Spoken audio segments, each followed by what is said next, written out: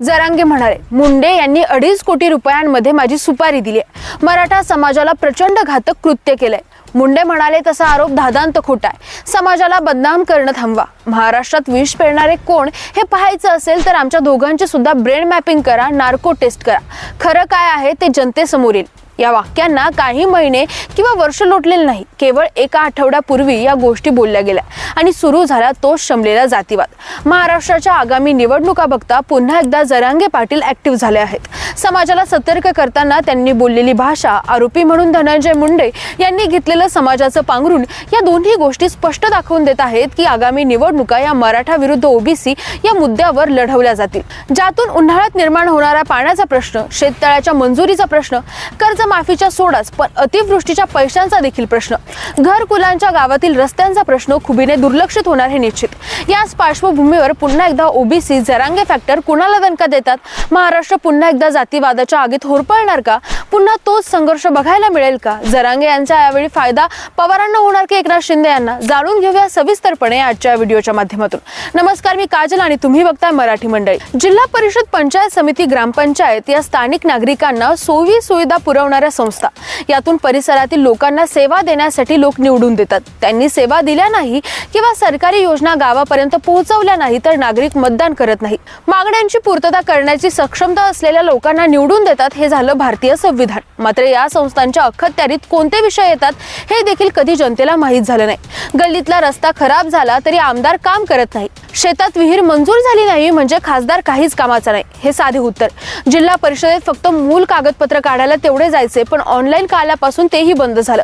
मग आता या पंचायत समिती, जिल्हा परिषद, ग्रामपंचायत काम काय करतात हे सांगायचं म्हणजे आपल्या पायावर कुऱ्हाड मारून घेणं, हे सगळ्यांनाच माहिती आहे। त्यामुळे यांनी हे काम केलं नाही, आम्ही ते करू अशा भानगडीत न पडता एक सोपा आणि जिव्हाळ्याचा विषय काढला जातो, तो म्हणजे जात। आता जात हा विषय समजून घेण्यासाठी पार्श्वभूमी लक्षात घेऊ। लोकसभा निवडणुकीत मराठा आंदोलन तीव्र झालं। महाराष्ट्रात मोदींनी केलेली विकास कामे, तत्कालीन खासदारांची आश्वासन पूर्तता, हिंदू मुस्लिम हे मुद्दे बाजूला गेले आणि जरांगे फॅक्टर आला। आंदोलनादरम्यान समाजाचे नेतृत्व स्वीकारत जरांगे यांनी राजकीय चाली खेळल्या। मराठा समाजाचे एक गठ्ठ मतदान महायुतीकडून खेचून आणलं, त्यामुळे महायुतीचा दणदणीत पराभव झाला। केवळ जात हाच पोर्टफोलिओ पाहायला मिळाला। उदाहरणार्थ महायुतीचे उमेदवार संदीपान भुमरे लोकसभा हातून गेल्यावर विधानसभेच्या वेळी मराठा समाज ओबीसी संपवत आहे, ओबीसी वाचवायचं असेल तर महायुतीला मतदान करा असं सांगत पडळकर, भुजबळ, मुंडे यांनी ओबीसी एकत्रित केलं आणि महायुतीने राज्यात दणदणीत विजय मिळवला। तेव्हा चर्चेत आला ओबीसी फॅक्टर। या झाल्या सगळ्या राजकीय गोष्टी, पण या दोन्ही फॅक्टरमुळे निवडणुका कशा जिंकल्या गेल्या याची चर्चा राज्यात झाली। मराठा आरक्षण काही काळापासून अत्यंत तीव्र झालं। राज्यभर मराठा समाज एकत्र आला, आंदोलनाला समर्थन केलं आणि सत्ताधीशांना धक्का दिला। याचा फायदा विरोधी गट महाविकास आघाडीमध्ये राष्ट्रवादी काँग्रेसला अधिक झाला। असो, नंतर जरांगे आणि राष्ट्रवादी शरद पवार गटांच्या नेत्यांसोबत बैठकी झाल्या असल्याचा विरोधकांनी आरोप केला आणि जरांगे यांच्या पाठी शरद पवार असल्याचं बोलल्या जाऊ लागलं। त्यानंतर त्यांच्या राजकीय बाईट म्हणजेच याला पाडा त्याला पाडा यामुळे ते चर्चेत आले। समाजाला ही गोष्ट आवडली नाही हे लक्षात येतच त्यांनी नारायणगड हाताशी घेऊन मी फक्त आरक्षण या मुद्द्यापुरतच काम करणार आहे असं त्यांनी स्पष्ट केलं। मुंबईला आंदोलन झालं आणि मराठ्यांचा विजय झाला, आरक्षण मिळालं, महायुतीबद्दल गौरवोद्गार काढून ते घरी आले। हा झाला घटनाक्रम। आता जर बारकाईने पाहिलं तर त्यांच्या दोन्ही वेळी झालेला राज्यव्यापी आंदोलनाचा कालावधी निवडणुकीसमोर असतानाचा होता। हा योगायोग होता की जाणीवपूर्वक होता, या मुद्द्यात आपण न शिरलेलं बरं। पण आरक्षणाचा मुद्दा संपला आणि आता महाराष्ट्रात निवडणुका जाहीर झाल्या, त्यावेळी ते पुन्हा चर्चेत आले। माझ्या विरुद्ध कट रचला गेला, मला मारण्याचा प्रयत्न केला गेला। आता यात खरं खोटं पोलीस तपासात उघड होईल। मात्र त्यांची संपूर्ण पत्रकार परिषद पाहिल्यावर एक गोष्ट प्रामुख्याने लक्षात आली, ती म्हणजे समाजाचा या प्रकरणात समावेश। फक्त मला मारण्याचा हा कट नसून मराठा नेतृत्वाला मारण्याचा कट होता। मराठा समाजाला न्याय हक्कापासून बाजूला ठेवण्यासाठी या सगळ्या गोष्टी केल्या गेल्या, हा नॅरेटिव्ह सेट करण्याचा प्रयत्न झाला। दुसरी बाजू समजून घेऊ। मराठा आंदोलन तीव्र झाल्यानंतर मराठा मतदान एकत्रित झाल्याचं लक्षात आलं। यातून परंपरेचं ओबीसी मतदान जतन करण्यासाठी ओबीसी आरक्षण संपणार असल्याचं सांगून ओबीसी समाजाच्या अनेक जाती पोटजातींना उकसवलं गेलं। आता झालेल्या जरांगे यांच्या हत्येचा कट रचणारा आरोपी म्हणून धनंजय मुंडे यांचं नाव समोर येताच समाजाला बदनाम केल्याचं सांगून संघर्ष पेटता ठेवल्याचं बघायला मिळालं। जरांगे फॅक्टर आणि मुंडे फॅक्टर या सगळ्या गोष्टींची सुरुवात झाली ती सरपंच संतोष देशमुख यांच्या हत्येने। हत्या दुर्दैवी होती, शत्रूच्याही नशिबी येऊ नये अशा स्वरूपाची होती। मात्र इथेही राजकारण पेटलं। सुरेश अण्णा धस आणि जरांगे यांच्याकडून या प्रकरणात धनंजय मुंडे, आका, वाल्मिकांना यांच्या नावापेक्षा कुठेतरी त्यांची जात टार्गेट झाली आणि संवेदनशील समाज ऍक्टिव्ह झाला।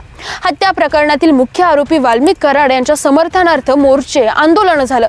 असले कृत्य कोणताही समाज माफ करणार नाही। मात्र जेव्हा त्याची जात निघते तेव्हा जातीचे लोक कितीही वाईट असला तरी आमचा आहे हे सांगायला पुढे येतात। हा देशाचा इतिहास 1857 पासून दिसतो। महाराष्ट्राच्या आगामी निवडणुका बघता पुन्हा एकदा जरांगे पाटील ऍक्टिव्ह झाले आहेत। समाजाला सतर्क करताना त्यांनी बोललेली भाषा, आरोपी म्हणून धनंजय मुंडे यांनी घेतलेलं समाजाचं पांघरून या दोन्ही गोष्टी स्पष्ट दाखवून देत आहेत की आगामी निवडणुका या मराठा विरुद्ध ओबीसी या मुद्द्यावर लढवल्या जातील।